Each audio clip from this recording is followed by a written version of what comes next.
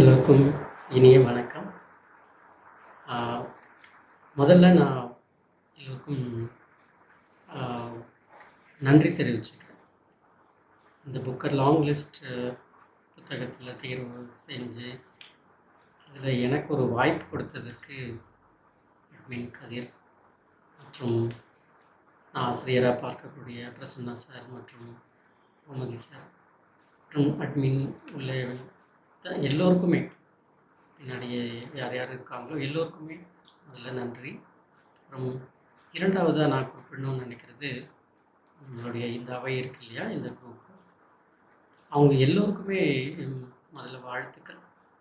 நான் இந்த இந்த புத்தகம் வாசிக்க முன்னாடி வேறு யார் இப்படியான ஒரு நடவடிக்கை இந்த புத்தகம் லாங் ரீட்ஸ் ரீட் பண்ணிகிட்ருக்காங்க அப்படின்னு தேடி பார்க்கும்பொழுது ரொம்ப சொற்பமான ஆட்கள் தான் இதை செஞ்சிட்ருக்காங்க.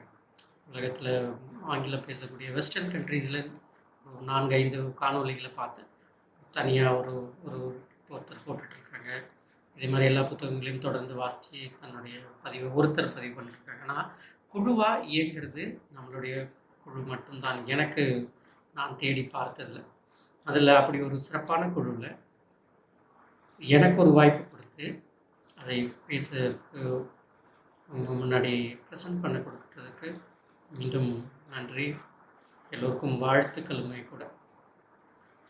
இப்போ நான் புத்தகம் தேர்வு பண்ணும்பொழுது, நான் ஷார்ட் லிஸ்ட் பண்ணும்பொழுது யாராவது ஜாப்பனீஸ் ஆத்தர்ஸ் இருக்காங்களான்னு தான் டைட்டிலை விட அப்படி பார்க்கும்பொழுது இந்த கிட்டமுரா அப்படின்னு பேர் பார்த்த உடனே இது ஜப்பானிய எழுத்தாளராக தான் இருக்கணும் அப்படின்னு தேர்வு செஞ்சேன். அது ஒரு விதத்தில் சரிதான். என்னை இது பண்ணலை, சரியான ஒரு தேர்வாக தான் இருந்தது. இந்த புத்தகமும் ஒரு சரியான ஒரு நல்ல ஒரு சிறப்பான ஒரு புத்தகம். புத்தகத்துடைய தலைப்பு ஆடிஷன். இதை எழுதினவங்க கேட்டி கிட்டிமுரா, ஜப்பானிய எழுத்தாளர். இதை நான் முதல்ல எழுத்தாளரை பற்றி குறிப்பிட்டு அதுக்கப்புறம் ஆடிஷன் அப்படின்ற நாவலுக்குள்ளே நான் போகிறேன். எழுத்தாளரை பற்றி சொல்லணும்னா இவங்க Japanese parent, Japanese and western பேரண்ட்டுக்கு பிறந்தவங்க. 45-46 வயதுடைய ஒரு ஃபீமேல் ரைட்டர், பெண் எழுத்தாளர் கேட்டி அப்படிங்கிறவங்க. இவங்க வளர்ந்தது பிறந்தது எல்லாமே நியூயார்க்கில் தான் இவங்க படிச்சிருக்காங்க. அப்புறம் தன்னுடைய காலேஜ் எல்லாமே நியூயார்க் அப்படின்றத, டிகிரி பிஹெச்டி மட்டும் லண்டனில் படிச்சிருக்காங்க. அமெரிக்கன் லிட்ரேச்சர் பிஹெச்டி பண்ணியிருக்காங்க. ஸோ அப்போவே அவங்களுடைய நாலேஜ் என்னன்னு நமக்கு பிஹெச்டி இன் அமெரிக்கன் லிட்ரேச்சர், அப்போது எந்த அளவுக்கு அவங்களுக்கு அந்த க்ரியேட்டிவ் நாலேஜில் இருக்கும் அப்படிங்கிறது நமக்கு புரியுது. இப்போ என்னவா இருக்காங்கன்னா, க்ரியேட்டிவ் ரைட்டிங் அப்படிங்கிற துறையில் நியூயார்க் யூனிவர்சிட்டியில் பேராசிரியராக இருக்காங்க. அதை தவிர்த்து ஜேர்னலிஸ்ட், அதுக்கப்புறம் ரைட்டிங், பேலரினா, டான்ஸருமே கூட இவங்க. அதையும் கூட தாண்டி சின்ன வயசில் அவங்களுடைய பிரதரோடு சேர்ந்து மார்ஷியல் ஆர்ட்ஸும் ப்ராக்டிஸ் பண்ணியிருக்காங்க. இப்படி ஒரு ஒரு மல்டி டேலண்டட் ஆர்டிஸ்டாக இருக்காங்க. அவங்களுடைய புத்தகம் இந்த தலைப்பு வாங்கின உடனே ஆர்டிஸ்டோட மற்ற இதெல்லாம் நம்ம தேடி படிப்போம் இல்லையா, அந்த இதில் பார்க்கும்பொழுது அமேசிங். அவங்களுடைய கரியர் ரெக்கார்ட் பார்க்கும்பொழுது அப்படியான ஒரு இது இருக்குது. ஒரு 5 நாவல்கள் எழுதியிருக்காங்க. 2005 இல்லை 2008, அதுலேருந்து ஒரு 2 வருடம் கேப்பில் தொடர்ந்து நாவல் எழுதிட்டு இருக்காங்க. முதல் நாவலே பரிசு பெற்றிருக்கு, அமெரிக்கா அளவில் பேசப்பட்டு பரிசு வாங்கியிருக்கு. எல்லா நாவலுமே ஏதோ ஒரு அவார்டு வாங்கிட்டே தான் இருந்திருக்கு. 5 நாவல் பர்டிகுலராக இந்த நாவல் ஆடிஷன் நாவல் ஷார்ட் லிஸ்ட் ஆகிட்டு, இதுதான் அவங்களுடைய அதிகபட்சமான ஷார்ட் லிஸ்ட் ஆகி புக்கர் பரிசுக்கு ஷார்ட் லிஸ்ட் ஆகி வந்திருக்கு, லாங் லிஸ்ட் வந்திருக்கு. இது அவங்களுடைய கேரியரோட பெஸ்ட் அப்படிங்கிற மாதிரியான ஒரு ரைட்டிங் தான். இப்போ இந்த நாவல் பார்க்குறதுக்கு முன்னாடி நான் இந்த நாவல் சொல்கிறதுக்கு முன்னாடி இந்த ஜாப்பனீஸோட மனநிலையை கொஞ்சம் சொல்லிட்டேன்னா இந்த நாவலுக்குள்ளே நம்ம ஒன்றுறதுக்கு கொஞ்சம் ஈஸியாக இருக்கும்னு நினைக்கிறேன். அங்கே மக்கள் ரொம்ப சென்சிபிளாக இருக்காங்க. அது நம்ம ஒலிம்பிக் மாதிரி ஒரு ஓட்டிலேயே கூட பார்க்கலாம். குப்பை போடாமல் தவிர்க்கிறதாகட்டும், அஹ், அவங்க பற்றின இமேஜ் வந்து ரொம்ப உயர்வாக இருக்குது நமக்கு. எங்கேனாலும் க்யூவில் நின்று வாங்குறது, ட்ரெயினில் எவ்வளோ தான் க்ரௌட், மெட்ரோலலாம் எவ்வளோ தான் க்ரௌட் இருந்தாலும் க்யூவில் நின்று ஏறி போகிறத பார்க்க முடியுது. அதற்கப்புறம் எங்கேனாலும் எல்லா இடத்துலையுமே க்யூவில் நிற்கிறது. அதே போல் எல்லாத்துக்கும் நேரம் தவறாமை அப்படிங்கிறது என்னோடய கிளைண்ட்ஸ் கொஞ்சம் பேர் நானும் சந்திச்சிருக்கேன். They are very keen, very sharp on the time. அந்த டைம் மென்ஷன் அது அப்படி ஒரு வெரி சென்சிபிள் பர்சன்ஸ். தங்களுடைய இமேஜ் வந்து அடுத்தவங்க நம்மளை எப்படி பார்க்குறாங்கங்கிறதுல அவங்க ரொம்ப கேர்ஃபுல்லாக இருக்காங்க. ஸோ அதுக்காக தங்களை ரொம்ப மெனக்கெட்டு அதை மெயின்டைன் பண்ணுறாங்க அப்படின்னு நான் பார்க்குறேன். அவங்க ஊர் பற்றின விளாக்ஸ் எல்லாம் பார்க்கும்பொழுது கூட எல்லா இடத்துலையுமே ரொம்ப நீட்டாக இருக்குது. நம்ம வந்து ஒரு டோக்கியோ அந்த மாதிரி இடம் தாண்டி எல்லா இடத்துலையுமே அந்த நேர்த்தியை பார்க்க முடியுது. அதுதான் இப்போது இந்த இந்த பின்புலத்தில் இன்னொரு சின்ன செய்தி மட்டும் சொல்லிட்டு நான் கதைக்குள்ள போகிறேன். ஏன் வெளி தொடர்பே நிறைய சொல்லிட்டு இருக்கேன் அப்படின்னா, கதைக்குட்ட வரும்பொழுது நீங்களே புரிஞ்சுக்கோங்க எதுக்கு இவன் இப்படி சுற்றிக்கிட்டு இருக்கான் அப்படின்னு சொல்லிட்டு. ஏன்னா ஜப்பானில் ஒரு செய்தி படிச்சிருந்தேன். பப்ளிக் டாய்லெட்ஸ் யூஸ் பண்ணுறாங்க இல்லையா? பப்ளிக் டாய்லெட்ஸ் யூஸ் பண்ணும்பொழுது நீங்கள் டோர் திறந்த உடனே, நீங்கள் உள்ளே போன உடனே ஒரு ப்ளசண்ட்டான ஒரு மியூசிக் ப்ளே ஆகிட்டு இருக்குமா. சரி, ஓகே, இதில் நல்லதுண்டா, இதில் என்ன இருக்குது நீங்கள் எங்ககிட்ட சொல்கிறதுக்கு அப்படின்னா, தே ஆர் வெரி சென்சிபிள் அப்படின்றதுக்கு. ஏன்னால் உள்ளே நம்ம இருக்கும் பொழுது வரக்கூடிய அந்த நாய்ஸ் டிஸ்டர்பன்ஸு வெளியே இருக்கிறவங்க ஒரு எம்ப்ரேசிங்காக ஃபீல் பண்ணக்கூடாது அப்படிங்கிறதுக்காக அந்த நாய்ஸ் உங்களுடைய ரெஸ்ட் ரூமில், பப்ளிக் ரெஸ்ட் ரூமில் இருக்குமா. அப்போது அந்த சொசைட்டி எந்த அளவுக்கு சென்சிட்டிவாக இருக்காங்க அப்படிங்கிறதுக்கு தான் இது எனக்கு அந்த ஒரு பார்வையில் பார்த்தேன். அப்படிப்பட்ட ஒரு சமூகம் இந்த மாதிரியான நம்ம சமூகத்திலிருந்து ஜப்பான் சமூகம் பார்க்கும் பொழுது நமக்கு ஒரு ட்ரீம் லேண்ட் மாதிரியான ஒரு இதாக இருக்குது. அப்போ இந்த சென்சிபிளான ஒரு சொசைட்டியிலிருந்து வந்த ஒரு ரைட்டர், அதுவும் ஒரு ஃபீமேல் ரைட்டர், இப்போ இந்த கதையை எழுதியிருக்காங்க. இப்போ இந்த கதைக்குள்ளே நாம் போனோம்னா 3 முக்கிய கதாபாத்திரங்கள் தான் இந்த கதை வந்து ரொம்ப சிம்பிள். பற்றி நம்ம எலாபரேட் பண்ணுறதுக்கு முன்னாடி எனக்கு இதுக்கு முன்னாடி இதே புக்கர் லிஸ்ட்டில் 2 பேர் போட்டிருந்தாங்க. அவங்களுக்கு தான் நான் ரொம்ப கீனாக வந்த உடனே போய் பார்த்தேன். பார்க்கும்பொழுது ரொம்ப ஃபஸ்ட் கிளாஸாக இருந்தது அவங்களுடைய ப்ரெசன்டேஷன். அப்போ பார்க்கும்பொழுது எனக்கு ஒரு டென்ஷன் ரைஸ் ஆகிட்டே இருக்கும் இல்லையா? நம்ம எப்படி இதை ப்ரெசென்ட் பண்ண போகிறோம், இவங்க எல்லாம் இப்படி நல்லா பண்ணிட்டுருக்காங்களே அப்படின்னு சொல்லிட்டு அந்த டென்ஷன் ஏறிட்டே இருக்குது. முதல்ல பண்ணிகிட்ருக்கலாம், அப்புறமா தான் தோணுச்சு முதல்ல போயிட்டு இருந்தோம்னா இந்த டென்ஷன் இருக்காது, நமக்கு ஏதோ ஒன்று கொடுத்துட்டு வந்துட்டுருக்கலாம் அப்படின்னு. இப்போ நல்லா ப்ரெசென்ட் பண்ண அப்புறமா நமக்கு ஒரு பெஞ்ச் மார்க் மாதிரி இருக்குது, அட்லீஸ்ட் அது கிட்டையாச்சும் போகணும் அப்படின்னுட்டு. இப்போ அந்த மாதிரி அவங்க 2 பேருமே ரொம்ப நல்லா பண்ணதுனால இப்போ எனக்கு ஒரு சேலஞ்சிங் என்னென்னா, இதில் கதையை பற்றி சொல்கிறதுக்கு என்கிட்ட ஒன்றுமே இல்லை. I do not have the content. அதுதான் உண்மை. to the honest, I do not have the content because இது கதைக்கான களம் இல்லை. இதுக்கு முன்னாடி நான் நம்மளுடைய குரூப்பில் பேசினது வந்து வேல் அப்படிங்கிற ஒரு சவுத் கொரியன் நாவல் பேசியிருந்தேன். அது வந்து எனக்கு எப்படி இருந்ததுன்னா, ஒரு மேஜிக் ரியலிசம், நிறைய கதை, ஒரு 800 பக்கம், அவ்வளவுமே ஸ்டோரி. நான் அதையே சுருக்கி தான் சொன்னேன். அதுவே 1 மணி நேரம் கிட்ட வந்தது. கதிர்லா டே வாய் மூடுறா அப்படின்ற மாதிரி பார்த்தாரு. ஒரு டென்ஷன் ஆகிட்டு இருப்பாரு, டே என்னடா டைம் கொடுத்தா இப்படி தான் பேசுவியா அப்படின்ற மாதிரி. அந்த மாதிரியான ஒரு ஸ்கோப் இருந்தது அந்த இடத்துல. ஆனால் இந்த இடத்துல நான் கதிர்கிட்ட நேற்று கேட்கும்பொழுது, கதை நான் ஒரு 20 நிமிஷம் கொடுக்கலாமா அப்படின்னு கேட்டேன்.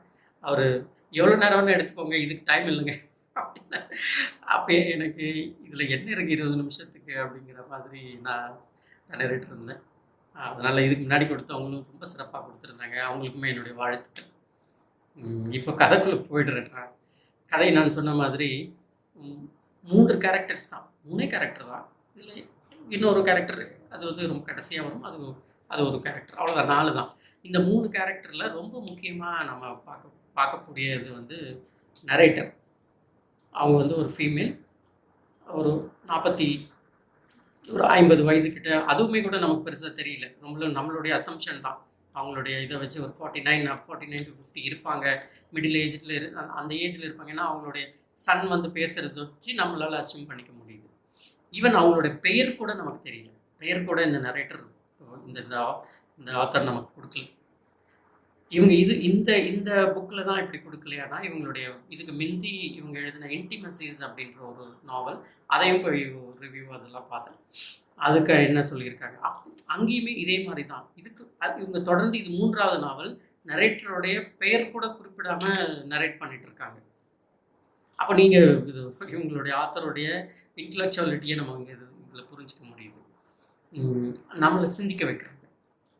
அதனால தான் சொன்னேன் இந்த கதை எனக்கு ரொம்ப பிடிச்சிருந்தது அப்படின்னு சொல்லிட்டு. ஸோ இது generally classification psychological thriller, psychological detective thriller அப்படிங்கிற கேட்டகரியில் இதை நம்ம கிளாஸிஃபை பண்ணலாம். ஆத்தருமே அதை தான் விரும்புகிறாங்க. அவங்களுடைய ஆத்தருடைய இன்டர்வியூ நான் பார்த்தேன். இது நம்மளோட ரிவ்யூக்காக பார்க்கும்பொழுது அவங்களுடைய இன்டர்வியூ பார்க்கும்பொழுது அவங்க அதை சொல்கிறாங்க, இன்றைக்கி இதை இப்படி தான் பார்க்கணும் அப்படின்னு சொல்கிறாங்க, இதை அப்படி தான் எடுத்துக்கணும், அந்த ஜான்ரில் தான் எடுத்துக்கணும் அப்படின்னு சொல்கிறாங்க. அப்போது இதில் வர ஒரு 3 கேரக்டர் தான் வருது. அதில் மெயின் கேரக்டர் நரேட்டர். அவங்க வந்து ஒரு 50 வயது பெண்மணி, 45லேருந்து 50 வயதில் ஒரு பெண்மணி. அவங்க யாருன்னா ஒரு ஆக்ட்ரஸ், ஸ்கிரிப்ட் ரைட்டர், ஒரு ஒரு ப்ளே வந்து ரிஹர்சல் பண்ணிட்டுருக்காங்க. அதுதான் நமக்கு இந்த கதையிலேருந்து தெரியுது. மொத்தமாக அவங்க அதில் சொல்லிடுறாங்களான்னா அதெல்லாம் இல்லை. அவங்க வந்து பேக்கெட்டாக கொடுக்குறாங்க. ஒரு பேக்கெட் மாதிரி நமக்கு இருக்கும் இல்லையா, ஒரு 10 பேக்கெட்ஸ் நம்மக்கிட்ட இருந்தால் எப்படி இருக்குமோ அந்த மாதிரி கொஞ்சம் கொஞ்சமாக கொடுக்குறாங்க. You have to connect, you have to arrange அப்படிங்கிற மாதிரி தான் இந்த புக்கு போகுது. சிம்பிளாக இன்னும் கொஞ்சம் டீட்டெயிலிங்காக சொல்லணும்னா 10 சாப்டர், 11 சாப்டர், அவ்வளோதான். சிம்பிள் 200 பேஜஸ், வேறு ஒன்றுமே இல்லை. 200 பேஜஸ்னால் நீங்கள் பாருங்கள், நான் ஒரு முதல் முறை வாசிச்சுட்டு 4 to 5 ஹவர்ஸில் வாசித்து முடிச்சிட்டேன்.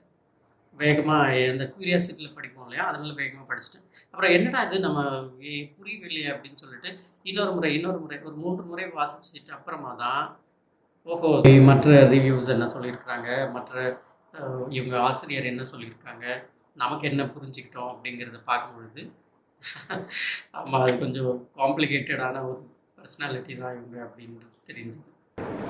அப்போ அந்த நரேட்டர் இவங்க சொல்கிறோம் இல்லையா, அந்த 45 to 50 years ஓல்டு ஃபீமேல் வந்து அந்த 10 சாப்டர் சொன்னோம் இல்லையா, முதல்ல 5 சாப்டர் நான் ஒரு சாப்டராக சொல்லிட்டு வரேன்.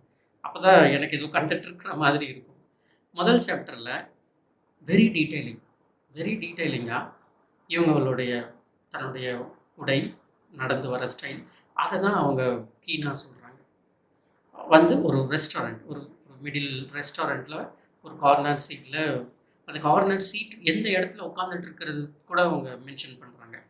அந்த வெளியில் போகிறதுக்கும் அந்த உள்ளேருந்து சமையல் சாப்பாடு எடுத்துகிட்டு வரவங்களே அந்த இடத்துல இருக்கிற மாதிரியான ஒரு இடத்துல உட்காந்துட்டு இருக்காங்க.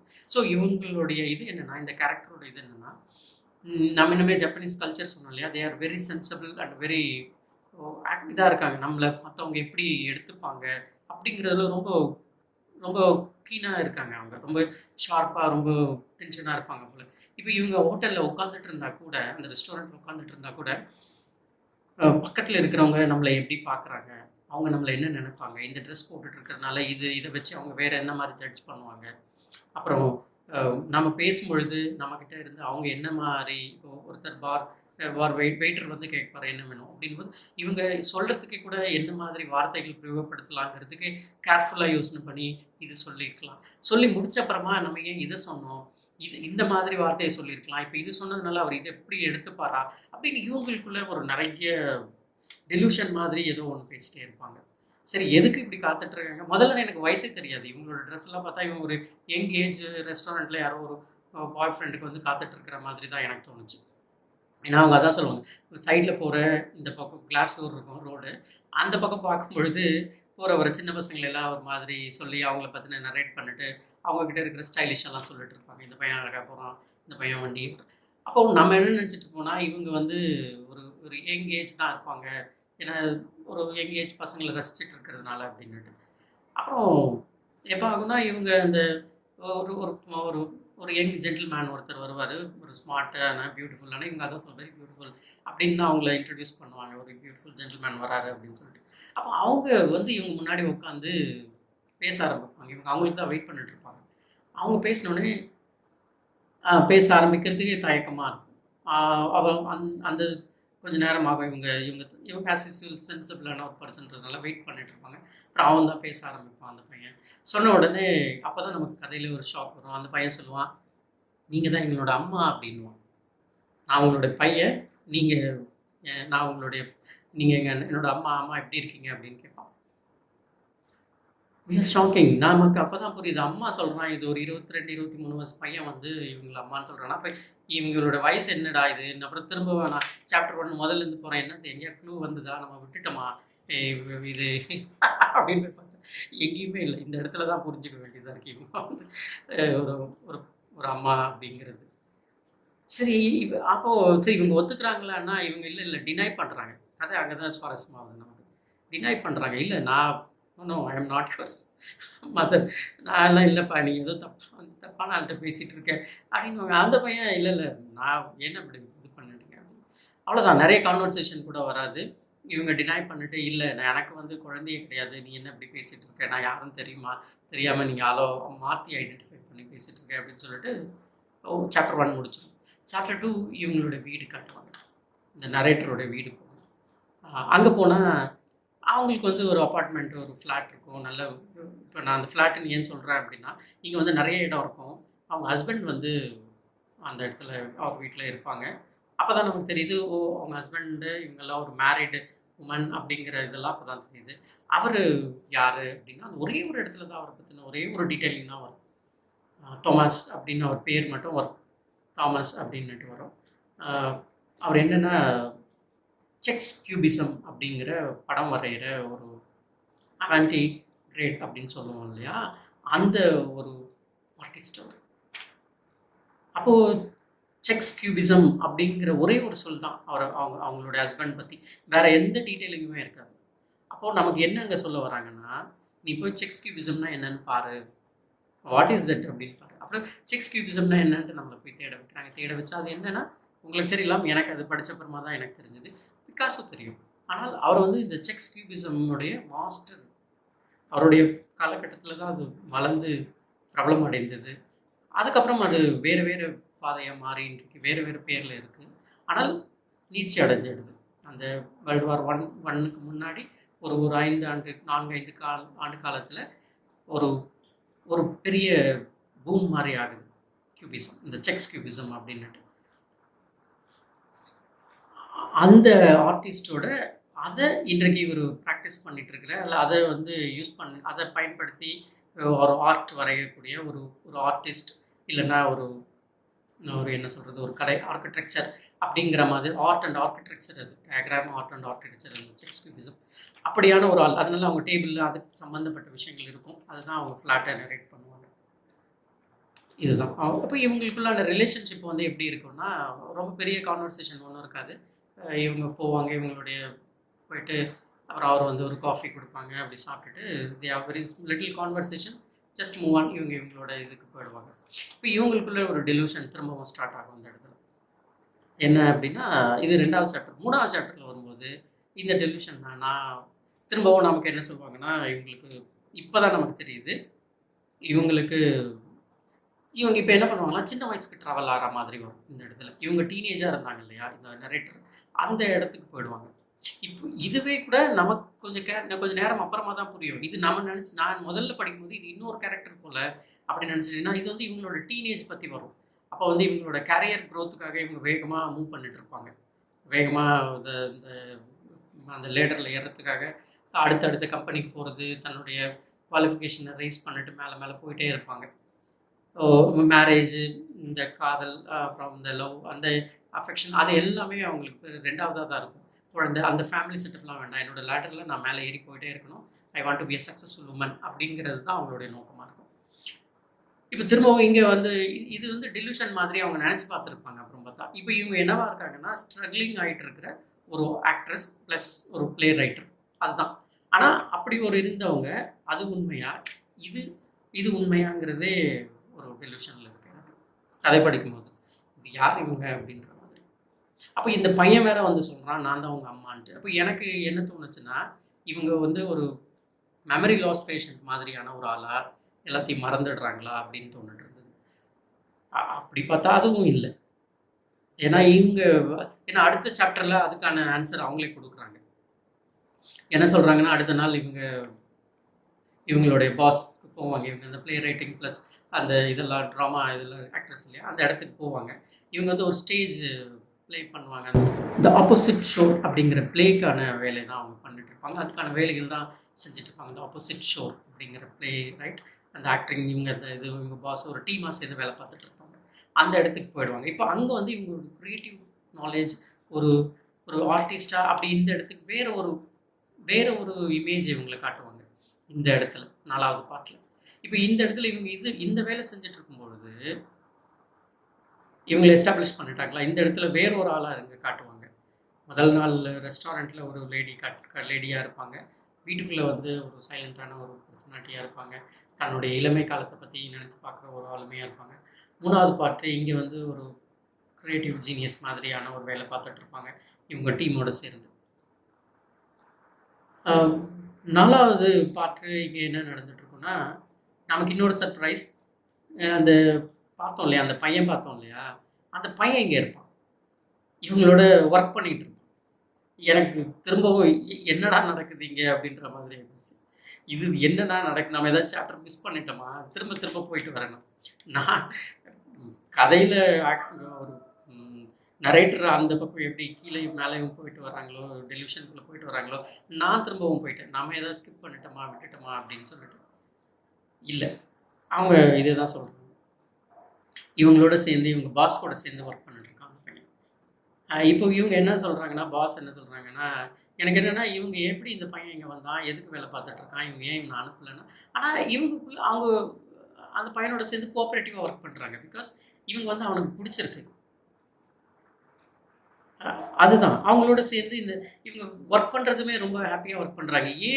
அது வந்து ஏன் ஒர்க் பண்ணுறது ஹாப்பி அப்படின்னா, வசனங்களை தான் நம்மளால் புரிஞ்சிக்க முடியுது. நரேட்டர் இவங்க வந்து டேரெக்டாக சொல்லலை. இவங்க என்ன சொல்லுவாங்கன்னா, இவங்களுடைய பாஸ் வந்து சொல்லுவார், இந்த பையன் ஒரு சின்ன வசனத்தை கூட ஞாபகம் வச்சுக்க மாட்டேங்கிறான், வேற ஆளை மாற்றிடலாம் நம்ம அப்படின்னும் பொழுது இவங்க போய் சொல்லுவாங்க, no I will train him, நான் அவனை ட்ரெயின் பண்ணிடுறேன், நீங்கள் அதை பற்றி கவலைப்படாதீங்க அப்படின்னு சொல்லி இவனுக்காக பறந்து பேசிட்டு இருப்பாங்க. அப்போது நிஜமா எனக்கு சரிடா, அப்போ பிடிக்கல நீ யாரோ அப்படின்னு சொன்னா, இந்த இடத்துல இவனுக்காக பறிஞ்சு பேசி இவனை ரசிச்சிட்டு இருப்பாங்க. புரியுதுங்களா, இவனை ரசிப்பாங்க அவங்க. எனக்கு அது வந்து ஒரு நியூ இதாக இருந்தது, நியூ தாட்டாக இருக்குது. ஒரு 45 இருக்கிற ஒரு பெண்மணி, ஒரு 22 வயது பையன் வந்து அம்மான்னு சொல்கிறான். ஆனால் அவங்க ரசிச்சுட்டு இருக்காங்க, அவனுடைய அழகை, அவனோட ஸ்டைலிஷாக ரசிக்கிறாங்க. அவன் காஃபி கொண்டு வந்து கொடுக்குறது இவங்க வந்து ரொம்ப ஒரு ஹாப்பியாக வாங்கிக்கிறாங்க. அந்த ப்ளே ரைட் நடந்துட்டு இருக்கும்போது இதெல்லாம் நடக்கும் இல்லையா, கான்வர்சேஷன். அப்போ அவன் வந்து ஒரு இதாக வந்து கொடுக்குறான் அப்படின்னு சொல்லிட்டு அது வாங்கிக்கிறாங்க. ஆனால் அவங்க இவங்களை அம்மானெலாம் கூப்பிட மாட்டான். பட் தெரியும் இவங்ககிட்ட பேசினதுனால அதுதான் அது எதுவுமே அவங்க சொல்லவே மாட்டாங்க. அவ்வளோதான், அந்த இடத்துல அது முடிஞ்சு போச்சு. இங்கே இது அப்போ அங்கங்கே ஒரு டெலிவிஷன் ஒரு இது மாதிரி போயிட்டுருக்கோம். எது நிஜம் எது போய், இது நிஜமா அது நிஜமா அப்படிங்கிற மாதிரி போயிட்டுருக்கோம். 5th பார்ட் இவங்க ஹஸ்பண்ட் கிட்டேருந்து ஒரு கால் வரும். இது நடந்து முடியும் சாப்டர் 5th சாப்டர். எங்கள் ஹஸ்பண்ட் ஒரு கால் வரும். என்ன கால் வரும்னா, அதுதான் இந்த கான்வர்சேஷன். இவ்வளோ தான் கான்வர்சேஷன். இல்லை, எனக்கு வந்து நீ செஞ்சுட்டு இருக்கிறதுல கொஞ்சம் இந்த இந்த இந்த இந்த நிகழ்வு இப்படியே நகர வேண்டாம், இந்த ரிலேஷன்ஷிப் இப்படியே போக வேண்டாம், இதுக்கு ஏதோ ஒரு பேசி நம்ம ஒரு முடிவு எடுத்துடலாம் அப்படின்னு ஒரு மெசேஜ் அனுப்புவார்.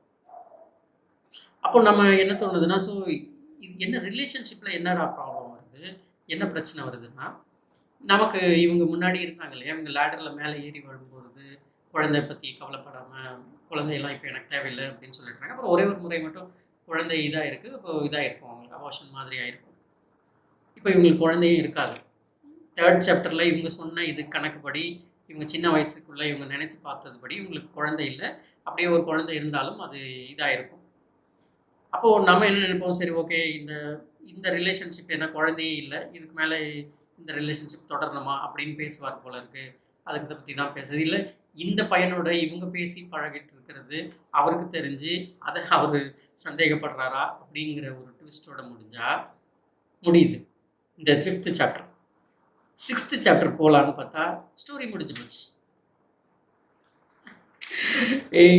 அவ்வளோதான், பார்ட் 2 அப்படிங்கிறாங்க. சரி பார்ட் 2னா நமக்கு தெரியும் இல்லையா, பாகுபலி 1, 2 மாதிரி இது. சரி, இங்கே வேறு மாதிரி ஏதோ ஒரு ட்விஸ்ட்டுக்காக அந்த மாதிரி கொடுத்துருக்காங்க, இங்கேருந்து கதை நல்லா மூவ் ஆகும் அப்படின்னு நினச்சிட்டு படித்தா திரும்பவும் கதை முதல்ல இருந்து அதே ரெஸ்டாரண்ட்டுக்கு வருது. ரெஸ்டாரண்ட்லேருந்து கதை திரும்ப தொடங்குது. இப்போது கதை அதே ரெஸ்டாரண்ட்டில் அதே சுச்சுவேஷன் அதே சீனில் என்னடா நடக்குது அப்படின்னா, இந்த பையன் வந்து இங்கே வந்து அம்மான்னு பேசுவான், இவங்களும் பையன் ஒத்துப்பாங்க. அவங்க ஒத்துப்பாங்கன்னா அம்மா பையனாக பேசிகிட்டு இருப்பாங்க இந்த இடத்துல. செகண்ட் பார்ட்டில் 6th சாப்டரில் chapter 1 second part 6th chapter இதுதான் பேசிகிட்டு இருப்பாங்க. அப்போ ஒத்துக்கிட்டாங்க போல இருக்கு. நான் என்ன நினச்சேன்னா, சரி okay every thing solved, short out. ஏன்னா ஒரு லாஸ்ட் சாப்டரில் மெசேஜ் அமைச்சிருந்தார் இல்லையா, நம்ம ஷார்ட் அவுட் பண்ணிடலாம் இந்த ரிலேஷன்ஷிப் அப்படின்னுட்டு. அதுக்காக தேவ் ஷார்ட் லிஸ்ட் கதை அவ்வளோதான், நல்ல ஒரு எண்டிங் வந்துடும் போல இருக்கு. அவங்க எல்லாம் புரிஞ்சுக்கிட்டாங்க, எல்லாமே ஒரு குட்வில் மைண்ட் செட்டுக்குள்ளே வந்துட்டாங்க போல இருக்கு அப்படின்னு நினச்சிட்டு இருந்தா, அப்படின்னு நினச்சிட்டு இந்த சாப்டரில் அதே மாதிரியான கான்வர்சேஷன். அவங்க இப்போது எகைன் இவங்க வந்து இப்போ என்னென்னா எகைன் அவங்களுக்குள்ள அந்த இது இருக்கும் இல்லையா, ரொம்ப கான்ஷியஸாக ட்ரீட் பண்ணுவாங்க இல்லையா, அடுத்தவங்க நம்மளை என்ன நினச்சிட்டு இருப்பாங்க, அதனால் கேர்ஃபுல்லாக. அதே மாதிரி இங்கேயுமே நடக்கும்.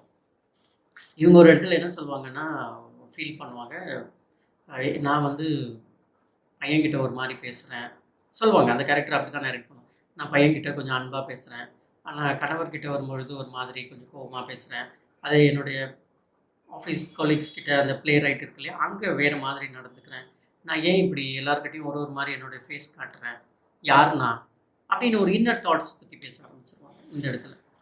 சரி ஓகே, நமக்கு என்ன கதை முடிய போகுது, 6th சாப்டரில் முடிச்சிருவாங்க போல இருக்குது அப்படின்னு நினச்சிட்டு வீட்டுக்குள்ளே வந்தால், இவங்க அம்மானா இவங்க வந்து ஸ்டெப் மாம், இவங்க அப்பாவுக்கு தான் இவங்க தாமஸ் இருந்தார்ல, தாமஸோட பையன் இவன். தாமஸை ஃபாதர்னு கூப்பிடுவான், இவங்கள ஸ்டெப் மாம்னுவான், அவங்கள வந்து ஃபாதர்னு சொல்லுவான். ஓ கதை இதுதான் போல இருக்கு, அதனால தான் இவங்க வந்து நான் அம்மா இல்லைன்னு சொல்கிறாங்க அப்படின்னு நினச்சிட்டு இருந்தா, அதுவும் இல்லை. ஏன் நான் சொல்கிறேன், அங்கே தான் இன்னொரு ட்விஸ்ட் வந்துட்டுருக்கு.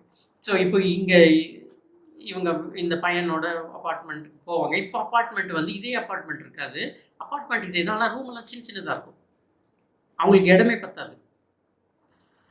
முன்னாடி இதே அப்பார்ட்மெண்ட் இதுனடா, அப்போ பெருசாக காமிச்சாங்க இல்லையா, இவன் வந்து ஒரு செக்ஸ் கியூபிசம் பண்ணுற ஒரு ஆள், ஏன்னா அதுக்கெல்லாம் நிறைய இடம் இருக்கிற மாதிரி காட்டியிருப்பான். இப்போ இங்கே வந்து ஒரு சின்ன டேபிளில் இடமே பத்தாமல் ஒரு ஒரு மாதிரி கம்மியான ஸ்பேஸ் இருக்கிற மாதிரி வரும். இல்லை நான் தான் அப்படி புரிஞ்சுக்கிட்டேனான்னு தெரியல. இல்லை நான் ஒரு 2-3 முறை ஒரு சில சாப்டர்ஸை படித்தேன், அப்புறம் கதையுமே திரும்ப இன்னொரு முறை பார்த்தேன். என்னுடைய நாலேஜ் ஏற்ற மாதிரி நான் இந்த கதையை புரிஞ்சிட்ருக்கேன். இதை படிச்சுட்டு மற்றவர்கள் எப்படின்னா எனக்கு சொன்னாங்கன்னா அப்பயும் கூட நான் வெரி ஓப்பன் மைண்டட் இந்த ஸ்டோரியை பொறுத்த வரைக்கும். இல்லைடா நீ சொன்னது எல்லாமே தப்பு, இதுதான் அப்படின்னு கொண்டு வந்து சொன்னீங்கன்னா ஐ வில் அக்செப்ட் அப்படின்ற மனநிலை தான் இந்த கதையை பொறுத்த வரைக்கும். ஏன் இதை நான் எப்படி சொல்கிறேன்னா, இவங்க வந்து திரும்பவும் இவங்க வீட்டுக்குள்ளே வருவாங்க, இவங்களுடைய திரும்ப கான்வர்சேஷன் போகும். இப்போ இவங்க என்ன பண்ணுவாங்க, திரும்பவும் இவங்களுடைய பிளேஸ்க்கு, இவங்களோட சின்ன வயசுக்கான ஒரு டெலிவிஷனுக்கு போயிடுவாங்க. அங்கே என்னவா இருந்தாங்கன்னா, அங்கே எப்படி இருந்தாங்க அப்படிங்கிறத அவங்க திரும்பவும் நினச்சி பார்ப்பாங்க இந்த பார்ட் 2ல். அங்கேயும் இதே மாதிரி ஒரு குழந்தைங்களை வளர்க்குறதுல இருக்கிற சிரமத்தை அவங்க பார்ப்பாங்க. இந்த சின்ன குழந்தை எப்போ பார்த்தா நிறைய அட்டென்ஷன் சீக்கிங்காக இருக்குது, நிறைய டைம் இதை எடுத்துக்குது, என்னோடய கேரியர் க்ரோத்தே பண்ண முடியல, இந்த குழந்தைக்கே எல்லா நேரமும் நான் ஸ்பெண்ட் பண்ணிட்டுருக்கேன், என்னது வாழ்க்கை, இது என்ன எப்படி போய் முடியும் அப்படின்ற மாதிரி ஃபீல் பண்ணுவாங்க. இவங்களோட அப்பார்ட்மெண்ட்டுக்கு வந்துட்டு இவங்க நினச்சி பார்க்குற மாதிரியான ஒரு டெலிவிஷனுக்குள்ளே போயிட்டு வரும்பொழுது, ஓஹோ அதனால தான் கேரியர் க்ரோத். ஆனால் இந்த இடத்துல இவங்க 3வது சாப்டரில் இவங்களுடைய கேரியர் வந்து இங்கே சக்ஸஸ்ஃபுல்லாக இருக்கும். இப்போ ரிவர் அப்படிங்கிற ஒரு ட்ராமா எழுதிட்டு இருப்பாங்க, அது ரொம்ப சக்ஸஸ்ஃபுல்லாக போயிட்டுருக்கும் யூஎஸில். அந்த அந்த அது ரொம்ப சக்ஸஸ்ஃபுல்லான ஒரு ட்ராமா. இவங்க வந்து ரொம்ப அந்த பார்ட் 1லேயே கொஞ்சம் ஸ்ட்ரகிளிங்காக இருக்கிற கேரியர், இந்த இடத்துல கேரியர் வந்து ரொம்ப ஃப்ளரிஷ் ஆகிருக்கும். பட் ஆனால் இவங்க என்ன சொல்லுவாங்க, என்னுடைய பையனால் என்னோட கேரியர் ஃபெயிலியர் ஆச்சு அப்படிங்கிற மாதிரி செகண்ட் பார்ட்டில் தன்னுடைய இளமை காலத்தில் அப்படி ஃபீல் பண்ணுவாங்க. ஆனால் கேரியரில் இங்கே வளர்ந்துருப்பாங்க, அங்கே குழந்தையே இருக்காது, அபார்ஷன் ஆகிருக்கும், ஆனால் கேரியர்லேயுமே பெரிய க்ரோத் இருக்காது. இந்த மாதிரியான ஒரு செகண்ட் பார்ட் சுச்சுவேஷன், சேம் இதே 3 பேர் இதே மாதிரியான வேறு மாதிரியான ஒரு க்ரோத் மாதிரி காட்டுவாங்க. சரி ஓகே, இதில் உனக்கு என்ன பிரச்சனை, நல்லா தானே போயிட்டுருக்கு, முடிச்சுக்க வேண்டியது தானே அப்படின்னா, இப்போது இந்த 4th சாப்டரில் இந்த பையன் என்ன பண்ணுவான்னா, ஒரு கேர்ள் ஃப்ரெண்டோட மூவ் பண்ணுவான், கூட்டிகிட்டு வருவான் வீட்டுக்கு. அந்த பொண்ணு இங்கேயே வந்து தங்கிடும். அதுதான் ஹனா அப்படின்ற கேரக்டர். இந்த பையன் பேர் மட்டும் நான் சொல்ல மறந்துட்டேன். பையன் பேர் சேவியர். அது சேவியர் பையன் பேர். இவங்களுடைய ஹஸ்பண்ட் பேர் வந்து நேரேட்டரோட ஹஸ்பண்ட் பேர் வந்து தாமஸ். பையனோட கேர்ள் ஃப்ரெண்ட் பேர் வந்து அண்ணா. அவன் இங்கே 4th சாப்டரில் மூவ் பண்ணி செகண்ட் பார்ட்டில் 4th சாப்டரில் பையனை கூட்டிகிட்டு வருவான். அந்த பையன் வந்து வீட்டுக்கே கூட்டிகிட்டு வந்துடுவான். ஆமாம் சரி ஓகே. அம்மா என்ன ஃபீல் பண்ணுவாங்க, அப்பா என்னென்னா என்ன இங்கே ஆல்ரெடி ஒரு மாதிரி கன்ஜஸ்ட், இந்த பொண்ணு இங்கே எப்படி சௌகரியமாக இருப்பாளா சரியா அப்படின்னா ஓகே ஆஸ் யூஷுவல். இது டெலிவிஷனான கதை தான், நான் அங்கேயே தான் இருக்கும் அந்த பொண்ணு. இப்போ இவங்க என்ன பண்ணுவாங்க, திருப்பி இவங்களுடைய கேரியருக்கு இங்கே வந்துடுவாங்க, பிஸியாக இருப்பாங்க, இவங்க போயிட்டு இங்கே வந்துடுவாங்க. திரும்பவும் இந்த இடத்துக்கு வரும்போது ஒரு நாள் என்ன நடக்கும்னா, இவங்க திடீர்னு வீட்டுக்குள்ளே வரும்பொழுது நமக்கு இன்னொரு ட்விஸ்ட்டு. பையன் அப்பா அந்த பொண்ணு ஒரு மாதிரியான க்ராப்பிங் ஒரு மாதிரி 3 பேரும் சேர்ந்து நின்றுட்டு இந்த பெண்ணை அடையறதுக்கான முயற்சியை அப்பா 2 பேரும் செஞ்சுட்டு இருப்பாங்க. அந்த பொண்ணை தடுக்காம நின்றுட்டு இருப்பான். ஷாக், என்னடா நடந்துட்டு இருக்கு, என்னது இந்த அம்மா வந்து கோச்சிட்டு உள்ள போயிடுவாங்க, இவங்களோட ரூம் போயிடுவாங்க. நான் அப்போ இவங்களுக்குள்ள திரும்ப ஒரு டெலிவிஷனுக்குள்ள ஒரு உள் இதுக்குள்ளே போயிடுவாங்க. என்னென்னா இவங்க என்ன நினச்சிப்பாங்க, எனக்கு வயசாகிட்டது, அதனால தான் நமக்கான மரியாதை போயிட்டது, இன்னும் நம்ம கேரியரில் பிஸியாக இருக்கோம், நம்ம ஹஸ்பண்டை பெருசாக கண்டுக்கல, அதனால இதெல்லாம் நடக்குதா, நம்ம இங்கே இருக்கலாமா, நம்ம வெளியே போயிடலாமா, இல்லை அந்த பொண்ணை வெளியே அனுப்பிடலாமா அப்படிங்கிற மாதிரி தாட் ப்ராசஸ்க்குள்ளே போயிடும். இது வந்து ஒரே ஒரு சீன் தான், நிறையெல்லாம் கட்ட மாட்டான். இப்போ கதவை திறந்தோடனே நம்ம டக்குன்னு ஒரு சின்ன ஒரு இது இருந்ததுன்னா நம்ம ஃபீல் பண்ணிட்டு ஐயோ நம்ம தப்பான டைமில் வந்துட்டோமோ, யாராவது ஒருத்தர் ட்ரெயினில் ரொம்ப க்ளோஸ் இன்டிமெசியாக இருக்கும் பொழுது நம்ம திரும்பி பார்த்துட்டோம் அப்படின்னா நம்ம சட்டுன்னு கண்ணை திருப்பிட்டு நம்ம மூவ் ஆன் ஆகிடுவோம் இல்லையா, அந்த மாதிரி தான். இவங்க கதை திறப்பாங்க, இவங்க 3 பேரும் ஒரு மாதிரி இருப்பாங்க, டக்குன்னு இவங்க ரூம்குள்ளே போயிடுவாங்க, அவ்வளோதான் இவங்க பார்த்துருப்பாங்க. ஆனால் இவங்களோட மனசுக்குள்ளே இதை பற்றி சொல்லக்கூட மாட்டாங்க, இவங்க என்ன நடந்தது, என்ன யார் என்னன்னு தெரியாது.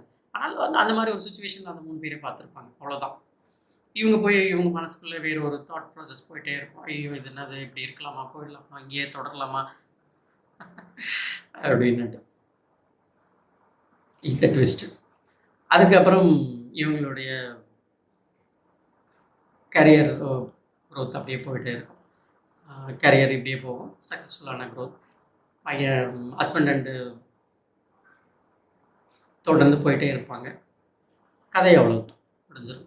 5th chapter closed. கதை முடிஞ்சுது. இவ்வளோ தான். 2 பார்ட் 1 பார்ட் 2 ஒரே கேரக்டர், 2 மாதிரியான ஒரு இது. இங்கே வந்து கொஞ்சம் சக்ஸஸ்ஃபுல்லாக இருப்பாங்க, இந்த இடத்துல அன்சக்ஸஸ்ஃபுல்லாக இருப்பாங்க, இந்த இடம் இப்படி இருக்குது, இவங்க பையன் இந்த இடத்துல நிஜமாக இவங்க பையனாகவே மாறி இருப்பான் அப்படிங்கிற மாதிரி. அப்போ இதை படிச்சுட்டு நாம் ஆஸ் யூஷுவல் என்ன வாட் இஸ் திஸ், என்ன கதை இது, என்ன ஒன்றுமே நம்ம எப்படியான கதை பார்த்துருப்போம் இல்லையா, நம்ம வந்து ஒரு ரெகுலர் ஸ்டோரி எதிர்பார்த்து வந்துருக்கோம். இது ரெகுலர் ஸ்டோரி இல்லை, இது வந்து ஒரு வியர்டான ஒரு சைக்காலஜிக்கல் த்ரில்லர். ஏன்னா வாசிக்கும் பொழுது த்ரில்லிங்காக இருக்குது. அடுத்தது என்ன, வாட் நெக்ஸ்ட் அப்படின்ட்டு. நான் அந்த மொழியையுமே சொல்லிடுறேன். மொழி வந்து ரொம்ப சிம்பிளாக இருக்குது. ஏன்னா ஜப்பனீஸ்லேருந்து டிரான்ஸ்லேட் பண்ணதுனால ரொம்ப சிம்பிளாக ஈஸியாக வாசிக்க முடியுது, வேகமாகவும் வாசிக்க முடியுது. நான் வந்து ஆடியோவில் தான் கேட்டேன், ரொம்ப வேகமாக கடன்னு கேட்க முடியுது என்னால். சில இடத்துல நம்ம இது என்ன புரியல, இன்னொரு அப்படிலாம் இல்லை, வேகமாக கேட்டுட்டு. இப்போ நம்ம ஒரு தமிழில் ஒருத்தர் பேசினா நம்ம கேட்டுகிட்டே இருப்போம் இல்லையா, எந்த ஒரு தடங்களும் வேலை பார்த்துக்கிட்டே கேட்போம் இல்லையா, அந்த மாதிரி கேட்க முடிஞ்சுது. அப்படியான ரொம்ப சிம்பிளான இங்கிலீஷ். மொழியுமே ரொம்ப அழகாக ஈவனாக போயிட்டுருக்கு. நம்ம எங்கேயுமே நிறுத்திட்டு இவங்க வளவலன்னு பேசுகிறாங்க அப்படிங்கிறதே இல்லை.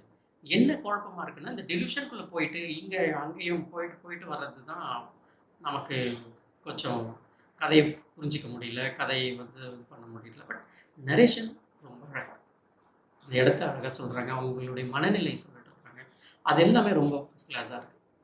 இப்போ நான் தேடி பார்த்தேன் இது என்ன அப்படின்னா, அவங்களுடைய பேட்டி ஒன்று பார்த்தேன். அதில் அவங்க என்ன சொல்கிறாங்கன்னா, அது கேள்விக்கு இதே கேள்வி நான் கேட்ட அத்தனை கேள்வியும் அவங்க முன்னாடி வைக்கப்படுது, இது என்ன அப்படின்னு. அவங்க என்ன சொல்கிறாங்க, நான் வந்து அகாத்தா கிறிஸ்டியோட ஃபேன் சின்ன வயசில். அகாத்தா கிறிஸ்டி அவ்வளோ அழகாக ரசித்து படித்து வளர்ந்த பொண்ணு நான். அந்த சைக்காலஜி த்ரில்லிங் எனக்கு ரொம்ப பிடிக்கும், டிடெக்டிவ் த்ரில்லிங் எனக்கு ரொம்ப பிடிக்கும். அதை என்னுடைய கதையில் நான் கொண்டு வரணும்னு முயற்சி பண்ணிகிட்டே தான் இருப்பேன். அதை தொடர்ந்து நான் பண்ணிகிட்டே தான் இருக்கேன். இதுவும் அது மாதிரியான ஒரு கதை தான். அப்போ இந்த கதைக்கான மோட்டிவ் என்ன அப்படின்னு கேட்டால், அவங்க என்ன சொல்கிறாங்கன்னா, இந்த கதை நான் ரொம்ப சின்ன வயசில் இருக்கும் பொழுதே, டீன் இருக்கும் பொழுதே ஒரு நியூஸ் படித்தேன்.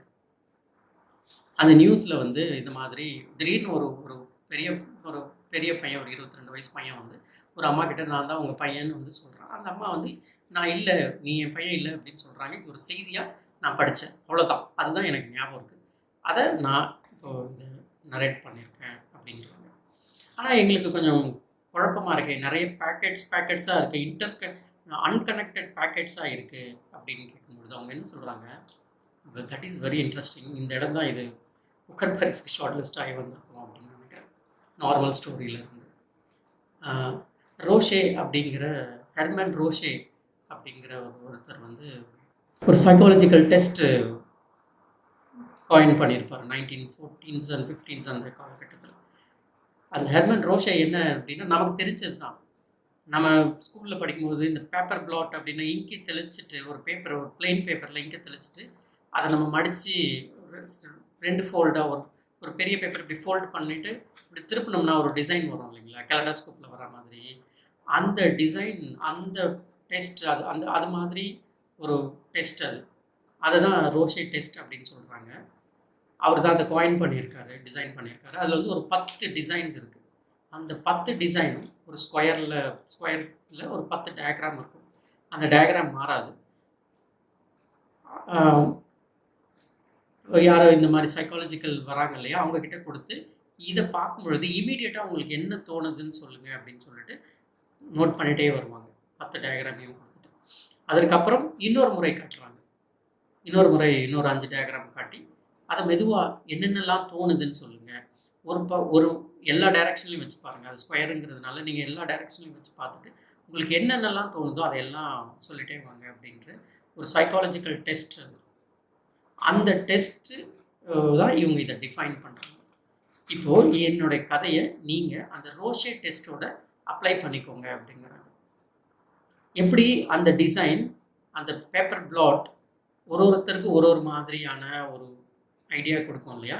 உதாரணத்துக்கு அந்த பேப்பரை நான் எடுத்து பார்த்தேன், அந்த டெஸ்ட் எடுத்து பார்க்கும்பொழுது டக்குன்னு பார்க்கும்பொழுது பேட் பறக்கிற மாதிரி இருக்குது, இன்னொன்று பார்த்தா பட்டர்ஃப்ளை மாதிரி இருக்குது. அதே இன்னொரு டைரக்ஷன் இப்படி திருப்பி பார்க்கும்பொழுது வேற ஒரு கோணம் தெரியுது, வேற ஒரு கோணம். அப்போ டக்குன்னு பார்க்கும்பொழுது ஒரு கோணம், கொஞ்சம் நேரம் பார்த்துட்டு அப்புறம் வேற ஒரு கோணம் தெரியுது, நிறைய படங்கள் தெரியுது, அதுக்குள்ள நிறைய இமேஜஸ் தெரியுது. அப்போ அதையெல்லாம் சொல்லிட்டே வாங்க அப்படின்றது தான் அந்த டெஸ்ட். இந்த எல்லாமே வாங்கிட்டு அதிலிருந்து ஒரு ஆன்சர் கொண்டு வந்து நீங்கள் என்ன மாதிரியான ஆள் அப்படின்னு சொல்லுவாங்க போல இருக்கு. ஆனால் அந்த டெஸ்ட் இப்போ இருக்கானா இருக்குது, but not scientifically approve, but still valid அப்படிங்கிற மாதிரி தான் இன்டர்நெட் இருக்குது. ஸோ ஹெர்மன் ரோஷே டெஸ்ட்டோட அவங்க இதை கம்பேர் பண்ணிக்கிறாங்க. இந்த கதையை நீங்கள் அப்படி தான் பார்க்கணும். ஒரு முறையும் வாசிக்கும் பொழுது ஒரு உங்களுக்கு ஐடியா வருது இல்லையா, அதுதான் இந்த கதை. There is no end. ஒருத்தருக்கும் ஒரு பார்வை, என் நம்பர்ஸ் அப்படிங்கிறாங்க. அப்படிதான் நீங்கள் இதை படிக்கணும் அப்படிங்கிறாங்க. நீங்கள் இன்னைக்கு பாருங்கள், இன்னும் கொஞ்ச நாள் கழிச்சுட்டு படிங்க, இந்த படம் எப்படி அந்த ரோஷே டெஸ்ட்டில் ஒரு வேகமாக படிச்சிருங்க அப்புறம் நிறுத்தி. அதுதான் நடந்ததுமே கூட ஃபேக்ட். முதல் முறை வேகமாக படிக்கும் பொழுது நான் திடீர்னு இந்த அம்மா வந்து ஒரு mentally instable, memory loss patient போல், இவங்களா எல்லாம் கற்பனை பண்ணிக்கிறேன், எல்லாத்தையும் இவங்க மறந்துட்டாங்க அப்படின்னு தான் நான் முதல்ல படிக்கும்போது நான் தான் நினச்சேன். இவங்க வந்து மெமரி லாஸ் பேஷண்ட், இவங்களுக்கு புரியல, இவங்க பையன் வந்து இவங்களுக்கு கூட்டிகிட்டு போகிறான், ஆனால் பெட் ஒரு சக்ஸஸ்ஃபுல்லான ஒரு கேண்டிடேட் அப்படின்னு நினச்சேன். ஆனால் படித்தா வேற ஒரு இலூஷனுக்குள்ளே போகிறதுக்கு இப்படி நிறைய தாட் ப்ராசஸ் கொடுத்துட்டே இருக்குங்க. அவங்க சொன்ன மாதிரி இந்த ஹெர்மன் ரோஷே டெஸ்ட் மாதிரி அது ஒரு 10 படங்கள் எப்படி நிறைய பிம்பங்களையும் நிறைய ஐடியாஸையும், 10ன்றது அந்த 10 வந்து 100ஆக மாறுது இல்லையா, ஒரு பிம்பமும் ஒரு டயக்ராமும். அதே போல் இந்த புத்தகம் ஒவ்வொருத்தருக்கும் ஒரு சிந்தனைகளையும் ஒரு பார்வையுமே ஒரு ஐடியாஸையுமே கொடுக்கும். ஏன்னா எனக்கு முதல் முறை படிக்கும்பொழுது ஒன்று கொடுத்தது, அப்புறம்ட்டு மாறி இன்னுமே குழப்பமாக தான் இருக்குது. நான் படித்தது எல்லாம் சரிதானா, இல்லை நான் புரிஞ்சுக்கிட்டது எல்லாமே சரிதானா, இந்த நரேட்டரை பற்றி நான் புரிஞ்சுக்கிட்டேன் இல்லையா, அவங்க வந்து ஒரு இன்டலெக்சுவல் அப்படின்னு நான் புரிஞ்சுக்கிட்டு அவங்க பின்னோக்கி டெலியூஷன் மாதிரி உள்ளே போயிட்டு திரும்பவும் வராங்க அப்படின்னு புரிஞ்சுக்கிட்டேன் இல்லையா, அது சரியா, இல்லை அவங்க ஹஸ்பண்ட் பற்றின நான் புரிஞ்சுக்கிட்டது, இல்லை அவங்க பையன் சேவியரை பற்றி நான் புரிஞ்சுக்கிட்டது, அதுதான் உண்மையானா எனக்கு தெரியல. அதனால் இதை நான் வந்து இப்படி தான் கன்க்ளூட் பண்ணுறேன். இது எல்லோருக்குமான நாவல் இல்லை. ஒரு வியர்டான சைக்காலஜிக்கல் த்ரில்லர். சாய்ஸ் பண்ணி எனக்கு இப்படியான நாவல் படிக்க பிடிக்கும், இந்த தலைப்பில் பிடிக்கும் அப்படிங்கிறவங்களுக்கு கண்டிப்பாக இது மிகப்பெரிய ஒரு கிஃப்ட்டு. அதை அவங்க எடுத்து படிக்கலாம், தொடர்ந்து படிக்கலாம். ஆனால் எனக்கு இந்த ஆத்தர் மேலே அவ்வளோ ஒரு இம்ப்ரெஷன் வந்திருக்கு. இவங்களுடைய மற்றது எல்லாமே படிக்கணும் அப்படின்னு சொல்லிட்டு கண்டிப்பாக வாசிக்கலாம். இது அடுத்த கட்டத்துக்கு போகுமானால் இந்த டாப்பிக்கில் சாய்ஸ் பண்ணாங்கன்னா கண்டிப்பாக அடுத்த கட்டத்துக்கு போகும், ஷார்ட் லிஸ்ட்டுக்கு வரும். வாய்ப்பு கொடுத்த வாசிப்பை நேசிப்போம் குழுவுக்கு நன்றி.